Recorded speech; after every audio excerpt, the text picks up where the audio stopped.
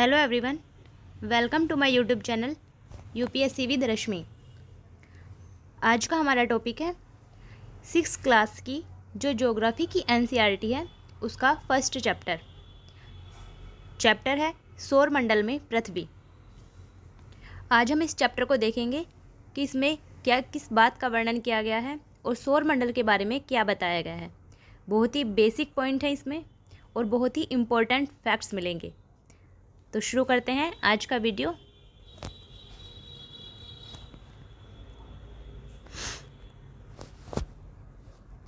सूर्यास्त के बाद आकाश को देखना कितना अच्छा लगता है। आसमान में पहले एक या दो चमकते बिंदु ही दिखते हैं, लेकिन बाद में इनकी संख्या बढ़ती जाती है। आप उनकी गणना नहीं कर सकते।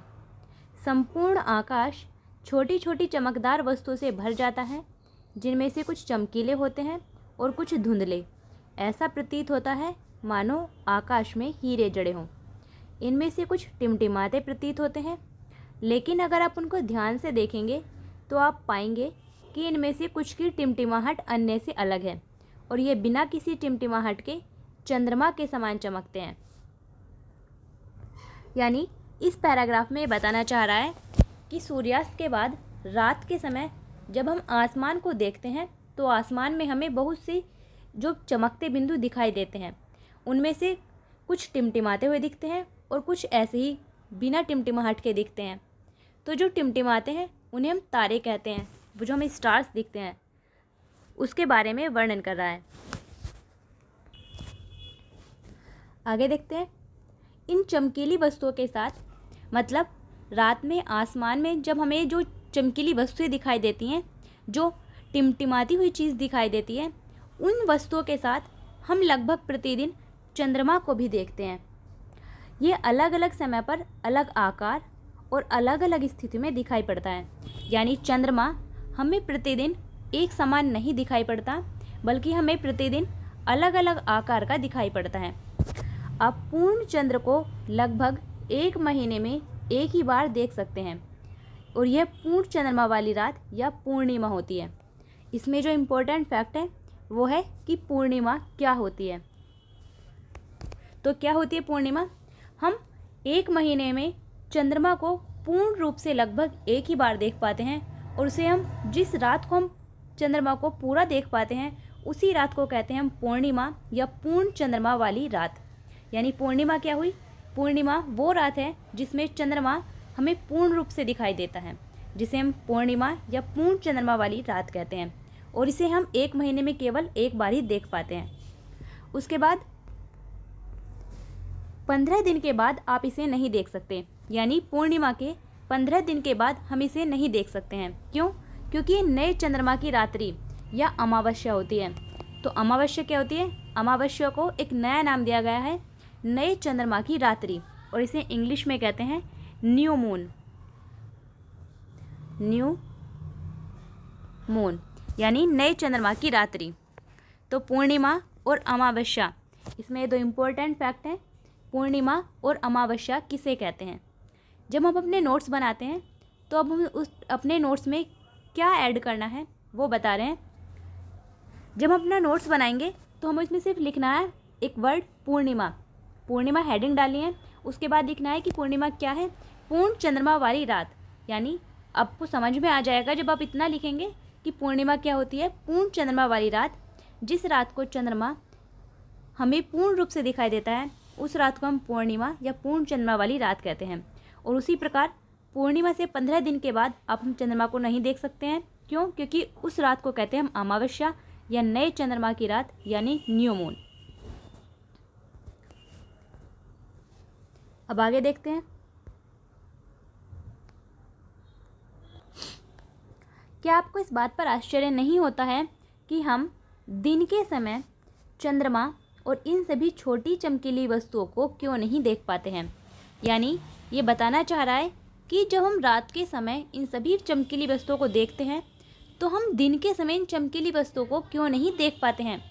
ऐसा इसलिए होता है क्योंकि दिन के समय जो सूर्य का प्रकाश है वो इतना तीव्र होता है, यानी सूर्य का प्रकाश इतना तेज होता है कि हम दिन के समय उन चमकीली वस्तुओं को नहीं देख पाते हैं। तो रीज़न भी बताया आगे ऐसा इसलिए है क्योंकि सूर्य के अत्यधिक तेज प्रकाश के कारण रात के समय चमकने वाली वस्तुओं को हम दिन में नहीं देख पाते हैं। तो हम जो रात के समय हमें चमकीली वस्तुएं और चंद्रमा दिखाई देता है, हम उसे दिन के समय क्यों नहीं देख पाते हैं? क्योंकि सूर्य का प्रकाश इतना तीव्र होता है कि हम इन चमकीली वस्तुओं को दिन में नहीं देख पाते हैं। अब आगे एक फैक्ट है, क्या कि खगोलीय पिंड किसे कहते हैं? खगोलीय पिंड क्या होते हैं? बताया गया है सूर्य, चंद्रमा और वे सभी वस्तुएं जो कि रात के समय आसमान में चमकती हैं खगोलीय पिंड कहलाती हैं। तो खगोलीय पिंड क्या हुआ? सूर्य, चंद्रमा और वे सभी वस्तुएं जो कि रात के समय हमें आसमान में दिखाई देती हैं वो खगोलीय पिंड कहलाती हैं। कुछ खगोलीय पिंड बड़े आकार वाले और गर्म होते हैं और ये गैसों के बने होते हैं। इनके पास अपनी ऊष्मा और प्रकाश होता है जिसे वो बहुत बड़ी मात्रा में उत्सर्जित करते हैं। इन खगोलीय पिंडों को तारा कहते हैं। यानी तारा किसे कहते हैं? ऐसे खगोलीय पिंड जो कि बहुत बड़े आकार वाले होते हैं और गर्म होते हैं और गैसों के बने होते हैं, जिनके पास अपनी ऊष्मा, अपनी स्वयं की ऊष्मा और प्रकाश होता है जिसे वो बहुत बड़ी मात्रा में उत्सर्जित भी करते हैं। तो ऐसे खगोलीय पिंडों को हम तारा कहते हैं। फॉर एग्जाम्पल, सूर्य भी एक तारा है। तो सूर्य क्या है? सूर्य एक तारा है।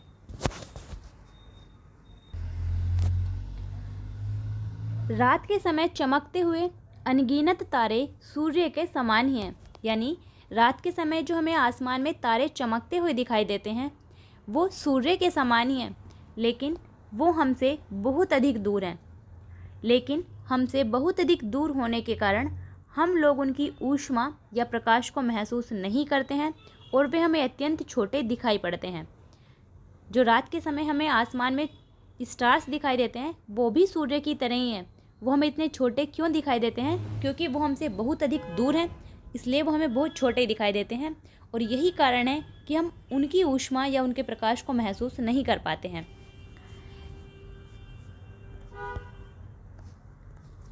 आपने अवश्य ध्यान दिया होगा कि कुछ दूरी से देखने पर सभी वस्तुएं छोटी दिखाई पड़ती हैं। अत्यधिक ऊंचाई पर उड़ रहा हवाई जहाज कितना छोटा दिखाई देता है। एग्जाम्पल के माध्यम से समझाया गया है कि हम जो रात में आसमान के समय तारे चमकते हैं वो हमें छोटे क्यों दिखाई पड़ते हैं? क्योंकि उनकी दूरी बहुत अधिक है। जैसे जब हवाई जहाज अत्यधिक ऊंचाई पर उड़ता है तो वो भी हमें बहुत छोटा दिखाई देता है। उसी प्रकार जो तारे हैं वो भी हमें बहुत अधिक दूर होने के कारण बहुत छोटे दिखाई देते हैं।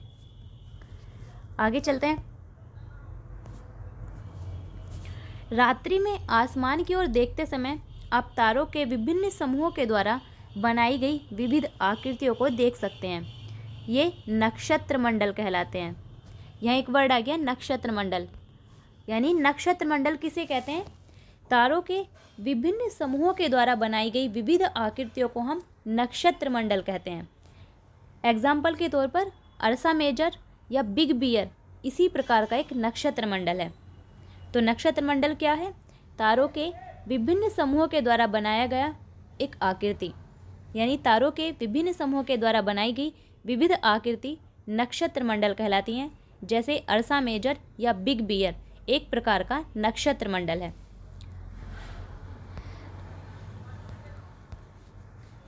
बहुत आसानी से पहचान में आने वाला नक्षत्र मंडल है सप्तऋषि मंडल। सप्त मतलब 7 और ऋषि मतलब संत, यानी 7 तारों का एक समूह सप्तऋषि मंडल। सप्तऋषि क्या? एक प्रकार का ये भी नक्षत्र मंडल है। ये 7 तारों का एक समूह है जो कि नक्षत्र मंडल अर्सा मेजर का एक भाग है। यानी सप्तऋषि मंडल जो है वो अर्सा मेजर का एक भाग है। आगे है, अपने परिवार या पड़ोस में किसी बड़े व्यक्ति से कहिए कि वो आपको आसमान में और अधिक तारों, ग्रहों और नक्षत्र मंडलों को दिखाए। इसमें कोई भी इम्पोर्टेंट बात नहीं है। अब आते हैं आगे। यहाँ बताया गया है कि तारों का महत्व क्या है। प्राचीन समय में लोग रात्रि में दिशा का निर्धारण तारों की सहायता से करते थे। यहाँ तारों के महत्व के बारे में बताया गया है कि जब प्राचीन समय में लोग रात्रि में दिशा का निर्धारण तारों की सहायता से करते थे। उत्तरी तारा उत्तर दिशा को बताता है, इसे ध्रुव तारा भी कहते हैं। ध्रुव तारा हमेशा आसमान में एक ही स्थान पर दिखाई देता है और वो किस दिशा में दिखाई देता है? उत्तर दिशा में दिखाई देता है।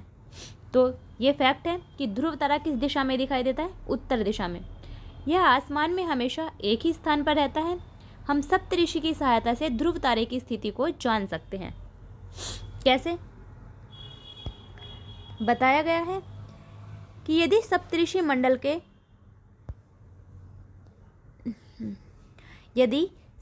मंडल के संकेतक तारों को आपस में मिलाते हुए एक काल्पनिक रेखा खींची जाए और उसे आगे की ओर बढ़ाया जाए तो यह ध्रुव तारे की ओर इंगित करेगी।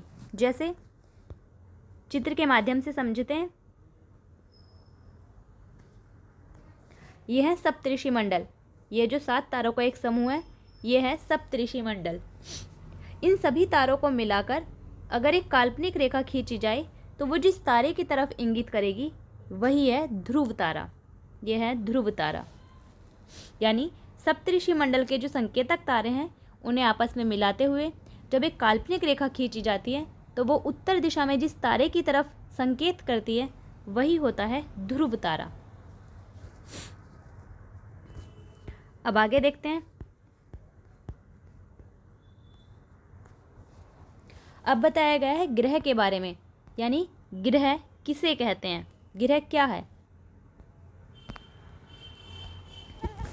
कुछ खगोलीय पिंडों में अपना प्रकाश और ऊष्मा नहीं होती है और वे तारों के प्रकाश से प्रकाशित होते हैं। ऐसे पिंड ग्रह कहलाते हैं। यानी ग्रह क्या है? ग्रह वे खगोलीय पिंड हैं जिनके पास अपना प्रकाश और अपनी ऊष्मा नहीं होती है, वे तारों के प्रकाश से प्रकाशित होते हैं। उन पिंडों को हम ग्रह कहते हैं। ग्रह को अंग्रेजी में प्लेनेट कहते हैं। ग्रह जिसे अंग्रेजी में प्लेनेट कहते हैं वो ग्रीक भाषा के एक शब्द प्लेनेटाइज शब्द से बना है जिसका अर्थ होता है परिभ्रामक। यानी जो प्लेनेटाइज शब्द है उसका अर्थ होता है परिभ्रामक, अर्थात चारों ओर घूमने वाले। पृथ्वी जिस पर हम रहते हैं एक ग्रह है। यानी पृथ्वी क्या? एक ग्रह है और ये अपना संपूर्ण प्रकाश और ऊष्मा सूर्य से प्राप्त करती है जो कि पृथ्वी के सबसे नज़दीक का तारा है। तो पृथ्वी के सबसे नज़दीक का तारा कौन सा है? वो है सूर्य। पृथ्वी को बहुत अधिक दूरी से जैसे चंद्रमा से देखने पर यह चंद्रमा की तरह चमकती हुई प्रतीत होगी। इधर एक फैक्ट है, बृहस्पति, शनि और यूरेनस के चारों ओर छल्ले हैं। ज़्यादातर हमने जो सुना है वो सुना है कि शनि के चारों तरफ छल्ले हैं, लेकिन बृहस्पति और यूरेनस के चारों तरफ भी छल्ले हैं। तो बृहस्पति, शनि और यूरेनस के चारों तरफ छल्ले हैं। और ये छल्ले क्या हैं? ये छल्ले विभिन्न पदार्थों के असंख्य छोटे छोटे पिंडों से बनी हुई पट्टियां हैं और पृथ्वी से इन छल्लों को हम दूरबीन की सहायता से देख सकते हैं। तो ये फैक्ट याद रखना है कि बृहस्पति, शनि और यूरेनस के चारों तरफ छल्ले हैं और ये छल्ले विभिन्न पदार्थों से, जो विभिन्न पदार्थ हैं उनके छोटे छोटे पिंडों से बनी हुई पट्टियां हैं। आसमान में दिखने वाला चंद्रमा एक उपग्रह है। चंद्रमा क्या है? चंद्रमा एक उपग्रह है और यह हमारी पृथ्वी का सहचर है। यानी चंद्रमा किसका उपग्रह है? चंद्रमा पृथ्वी का उपग्रह है और इसके चारों ओर चक्कर लगाता है। चंद्रमा पृथ्वी के चारों तरफ चक्कर लगाता है। जैसे पृथ्वी सूर्य के चारों तरफ चक्कर लगाती है, उसी प्रकार चंद्रमा पृथ्वी के चारों तरफ चक्कर लगाता है। हमारी पृथ्वी के समान 7 अन्य ग्रह हैं जो कि सूर्य से प्रकाश और ऊष्मा प्राप्त करते हैं। उनमें से कुछ के पास अपने चंद्रमा भी हैं। जैसे हमारी पृथ्वी का उपग्रह है चंद्रमा, वैसे ही जो सौरमंडल के दूसरे ग्रह हैं उनके पास भी अपने अपने उपग्रह हैं। देखते हैं आगे कि किस सौरमंडल के किस ग्रह के पास कितने उपग्रह हैं और कौन से ऐसे ग्रह हैं जिनके उपग्रह नहीं हैं। एक फैक्ट है, पौराणिक रोमन कहानियों में सोल सूर्य देवता को कहा जाता है। यानी सोल किसे कहते हैं?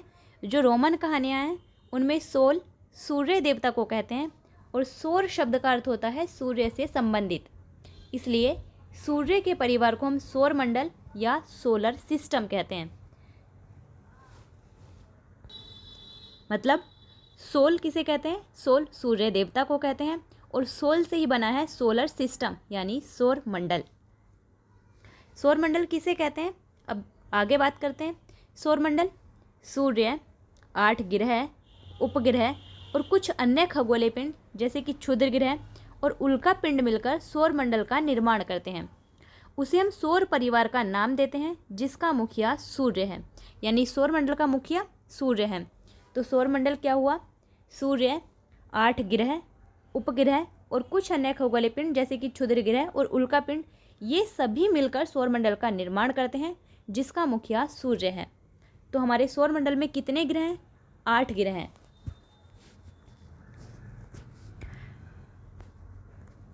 सूर्य, अब सबसे पहले बात करते हैं सूर्य। सूर्य सौरमंडल के केंद्र में स्थित है।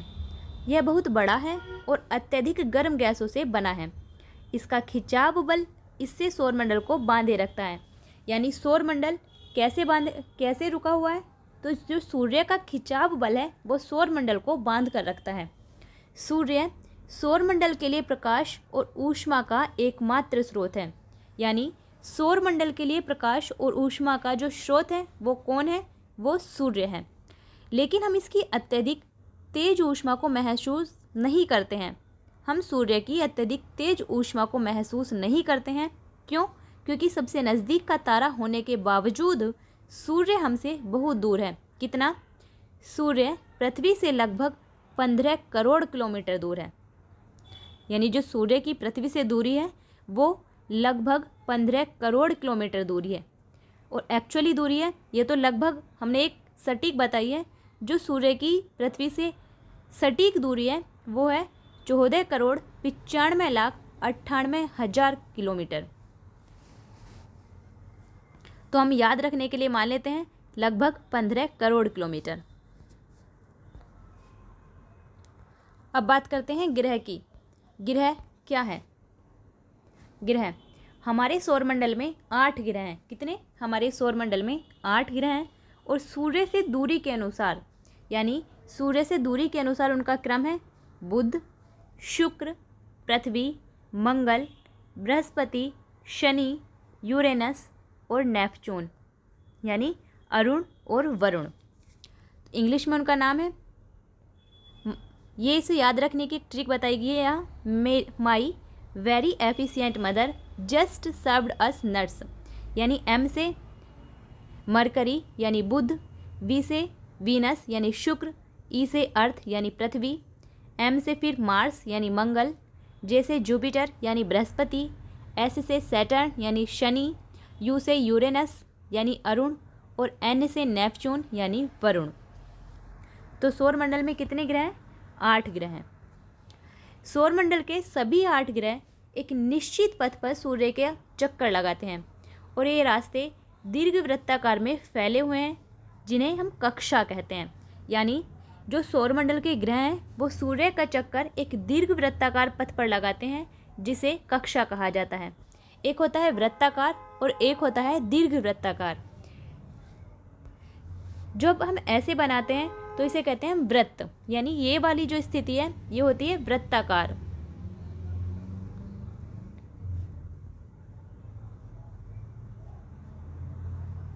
ये स्थिति है वृत्ताकार और ये जो स्थिति है ये होती है दीर्घवृत्ताकार। तो जो सूर्य के सौरमंडल के 8 ग्रह हैं वो सूर्य का चक्कर इस प्रकार की एक दीर्घवृत्ताकार पथ पर लगाते हैं, जिसे कहते हैं हम कक्षा। अब आगे बात करते हैं। बुध सूर्य के सबसे नज़दीक है। यानी सूर्य के जो सबसे नज़दीक ग्रह है वो कौन सा है? बुध। बुध अपनी कक्षा में सूर्य के चारों ओर एक चक्कर लगाने में केवल 88 दिन का समय लेता है। यानी बुध ग्रह को सूर्य के चारों तरफ एक चक्कर लगाने में, यानी सूर्य की परिक्रमा करने में केवल 88 दिन का समय लगता है। शुक्र ग्रह को पृथ्वी का जुड़वा ग्रह भी माना जाता है। तो पृथ्वी का जुड़वा ग्रह किसे कहते हैं? शुक्र ग्रह को। क्यों कहते हैं? क्योंकि इसका आकार और आकृति लगभग पृथ्वी के समान ही है। रीज़न भी बताया है कि पृथ्वी का जुड़वा ग्रह हम शुक्र ग्रह को कहते हैं। और क्यों कहते हैं? क्योंकि जो शुक्र का आकार और आकृति है वो लगभग पृथ्वी के समान है, इसलिए हम शुक्र ग्रह को पृथ्वी का जुड़वा ग्रह कहते हैं। अभी तक प्लूटो भी एक ग्रह माना जाता था। अभी तक पहले हम मानते थे कि सौरमंडल में 9 ग्रह हैं, जिसमें 9वां ग्रह था प्लूटो।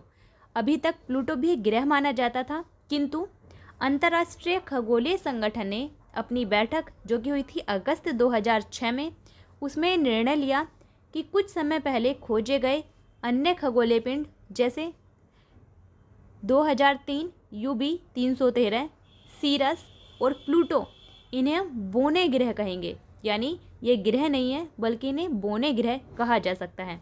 तो प्लूटो क्या है? प्लूटो ग्रह ना होकर एक बोना ग्रह है। इधर कुछ फैक्ट है। यहाँ बताया गया है कि किसी शब्द की उत्पत्ति कैसे होती है। ऐसे बहुत से शब्द जिनका उपयोग हम एक भाषा में करते हैं, अक्सर वे दूसरी भाषाओं से लिए गए शब्द हो सकते हैं। जैसे ज्योग्राफी एक अंग्रेजी भाषा का शब्द है, वे ग्रीक भाषा से लिया गया है, जिसका अर्थ है पृथ्वी का विवरण। यानी जो ज्योग्राफी वर्ड है वो ग्रीक भाषा के 2 शब्दों से मिलकर बना है। कौन कौन से? जियो का मतलब होता है पृथ्वी, और ग्राफिया का मतलब होता है लिखना। तो यानी जो ज्योग्राफी का मतलब हुआ पृथ्वी का विवरण, यानी पृथ्वी का लिखना, पृथ्वी का विवरण।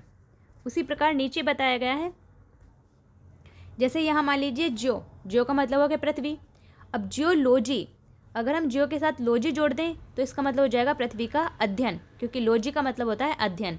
अब जियो के साथ अगर मैट्री जोड़ दें तो इसका मतलब हो जाएगा मापन, क्योंकि मैट्री का मतलब होता है मापन, तो जियोमेट्री मतलब पृथ्वी का मापन। और अगर जियो के साथ हम ओइड जोड़ दें तो ये हो जाएगा जियोइड, मतलब पृथ्वी के आकार के अनुरूप। तो जियोइड का मतलब हुआ पृथ्वी के आकार के अनुरूप। एक और फैक्ट दिया हुआ है, क्या आप जानते हैं रात में आसमान को देखकर मनुष्य हमेशा से मोहित हुआ है। खगोलीय पिंडों और उनकी गति के संबंध में अध्ययन करने वालों को खगोल शास्त्री कहते हैं। तो खगोल शास्त्री किसे कहते हैं? जो खगोलीय पिंडों और उनकी गति के संबंध में अध्ययन करते हैं उन्हें खगोल शास्त्री कहते हैं। और आर्यभट्ट प्राचीन भारत के प्रसिद्ध खगोल शास्त्री थे। आर्यभट्ट ने कहा था कि सभी ग्रह और चंद्रमा परावर्तित सूर्य प्रकाश के कारण चमकते हैं। ये आर्यभट्ट ने बताया था कि सभी ग्रह और चंद्रमा परावर्तित सूर्य प्रकाश के कारण चमकते हैं। और आज विश्व के सभी भागों में जो खगोल शास्त्री हैं, जो खगोलविद हैं, वो ब्रह्मांड के रहस्यों को खोजने में लगे हुए हैं। तो प्राचीन भारत के जो प्रसिद्ध खगोल शास्त्री थे वो थे आर्यभट्ट, जिन्होंने बताया था कि सभी ग्रह और चंद्रमा परावर्तित सूर्य प्रकाश के कारण चमकते हैं। अब बात करते हैं पृथ्वी के बारे में। सूर्य से दूरी के हिसाब से पृथ्वी तीसरा ग्रह है। यानी अगर हम सूर्य से दूरी के हिसाब से देखें तो पृथ्वी तीसरा ग्रह है। पहला कौन सा है? बुध, फिर शुक्र और फिर पृथ्वी। और आकार में यह 5वां सबसे बड़ा ग्रह है। यानी अगर सूर्य से दूरी के हिसाब से देखें तो पृथ्वी तीसरा ग्रह है, जबकि आकार में पृथ्वी 5वां सबसे बड़ा ग्रह है। पृथ्वी ध्रुवों के पास से थोड़ी चपटी है, यानी पृथ्वी गोलाकार नहीं है बल्कि ध्रुवों के पास से थोड़ी चपटी है। और यही कारण है कि पृथ्वी के आकार को भूआब मतलब इंग्लिश में कहते हैं हम इसे जियोइड, भूआब कहा जाता है। तो किस कारण से पृथ्वी के आकार को भूआब कहा जाता है? क्योंकि पृथ्वी गोलाकार न होकर ध्रुवों के पास से थोड़ी चपटी है। इसी कारण से पृथ्वी के आकार को भूआब यानी जियोइड कहा जाता है। भूआब का अर्थ होता है पृथ्वी के समान आकार। जीवन के लिए अनुकूल परिस्थितियां संभवतः केवल पृथ्वी पर ही पाई जाती हैं। कैसे? क्योंकि पृथ्वी ना तो अधिक गर्म है और ना ही अधिक ठंडी है। यहाँ पानी, वायु उपस्थित है जो कि हमारे जीवन के लिए आवश्यक हैं। और वायु में जीवन के लिए आवश्यक गैसें जैसे कि ऑक्सीजन यहाँ मौजूद है। इन्हीं सब कारणों से पृथ्वी सौरमंडल का सबसे अद्भुत ग्रह है।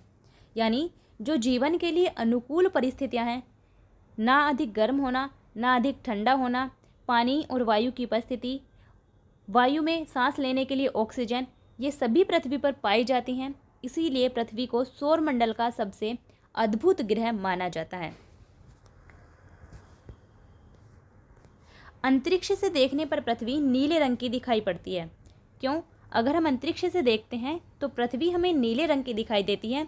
इसका कारण है क्योंकि पृथ्वी की जो 2/3 सतह है वो पानी से ढकी हुई है और इसीलिए पृथ्वी को हम नीला ग्रह भी कहते हैं। तो किस ग्रह को नीला ग्रह कहा जाता है? पृथ्वी को नीला ग्रह कहा जाता है। और उसका रीज़न भी बताया है क्यों कहा जाता है? क्योंकि पृथ्वी की लगभग 2/3 सतह पानी से ढकी हुई है, इसीलिए पृथ्वी को नीला ग्रह कहा जाता है, जो कि अंतरिक्ष से देखने पर पृथ्वी नीले रंग की दिखाई देती है। एक फैक्ट है यहाँ, प्रकाश की गति कितनी है? प्रकाश की गति लगभग 3 लाख किलोमीटर प्रति सेकंड है, यानी प्रकाश 1 सेकंड में 3 लाख किलोमीटर की दूरी तय करता है। और इस गति के बावजूद सूर्य के प्रकाश को पृथ्वी तक पहुंचने में लगभग 8 मिनट का समय लग जाता है। यानी प्रकाश की गति इतनी अधिक होने के बावजूद भी सूर्य के प्रकाश को पृथ्वी तक पहुंचने में लगभग 8 मिनट का समय लगता है। और अगर एक्चुअली समय माने तो 8 मिनट 15 से 20 सेकंड का समय लगता है। आगे देखते हैं। अब बात करते हैं चंद्रमा के बारे में।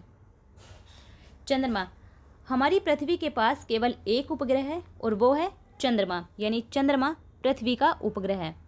इसका व्यास पृथ्वी के व्यास का केवल 1/4 है, यानी जो चंद्रमा का व्यास है वो पृथ्वी के व्यास का 1/4 है। लेकिन ये हमें इतना बड़ा क्यों दिखाई देता है? चंद्रमा हमें इतना बड़ा इसलिए प्रतीत होता है क्योंकि यह हमारे ग्रह से, यानी चंद्रमा पृथ्वी से अन्य खगोलीय पिंडों की अपेक्षा नज़दीक है, इसीलिए हमें चंद्रमा इतना बड़ा दिखाई देता है। और ये हमसे कितना नज़दीक है? चंद्रमा पृथ्वी से लगभग 3,84,400 किलोमीटर दूर है। जहाँ सूर्य पृथ्वी से 15 करोड़ किलोमीटर दूर है, वहीं चंद्रमा पृथ्वी से मात्र 3,84,400 किलोमीटर दूर है। इसलिए हमें चंद्रमा सूर्य की तुलना में बहुत बड़ा दिखाई देता है।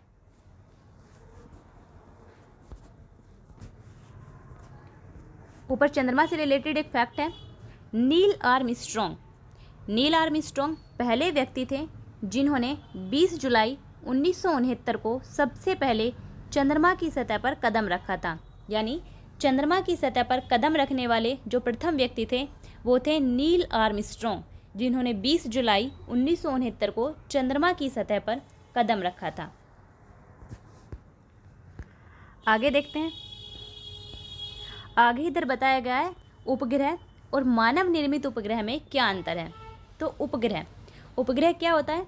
उपग्रह एक खगोलीय पिंड है जो कि ग्रहों का चक्कर उसी प्रकार से लगाता है जिस प्रकार से ग्रह सूर्य के चारों तरफ चक्कर लगाते हैं। तो उपग्रह एक खगोलीय पिंड है जो ग्रहों के चारों ओर इसी प्रकार चक्कर लगाता है जिस प्रकार ग्रह सूर्य के चारों तरफ चक्कर लगाते हैं। और मानव निर्मित उपग्रह क्या होता है? मानव निर्मित उपग्रह एक कृत्रिम पिंड है, यानी मानव निर्मित उपग्रह कोई प्राकृतिक नहीं है बल्कि उसे मनुष्य के द्वारा बनाया गया है।